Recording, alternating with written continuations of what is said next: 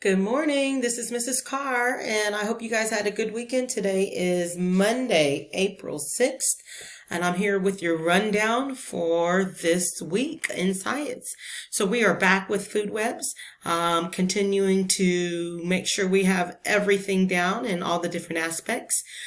So we're starting off today with a video. This is going to be a quick video in STEMscope. So you're going to click on that and open that up. Let's see, maybe. Yes. Okay. And then that's going to open up, and it is a 4-minute video. So that's going to be super quick. Okay. After you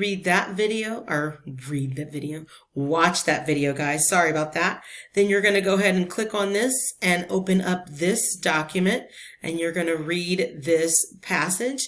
It's very short, as you can see, 3 short paragraphs, no biggie. And then once you've read that paragraph or those paragraphs, then you're going to come back here and you're going to answer these discussions in our Schoology tab. And I'll go back to that in just a second. Well, actually, let's do that now. So we're going to go back and all right, so you're back in your Monday folder in Schoology, and you are going to come down here and open up this discussion piece and answer these questions. As usual, please make sure that you're answering all of the questions to the fullest extent. Please, again, make sure that you're not just doing one-word answers. You need to have actual discussion pieces.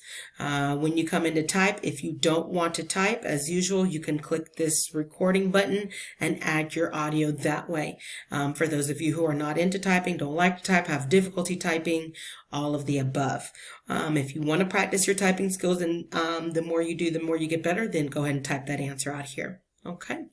And then once you're doing that, you're going to go ahead and complete the virtual labs in STEMscopes.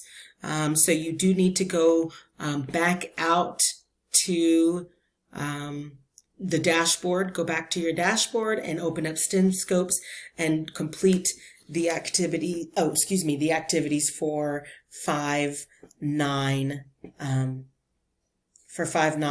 food webs and food chains. Okay. And there should be 2 activities, a virtual lab and a simulation, the virtual lab and the simulation for both food webs and food chains. And then that's it for today.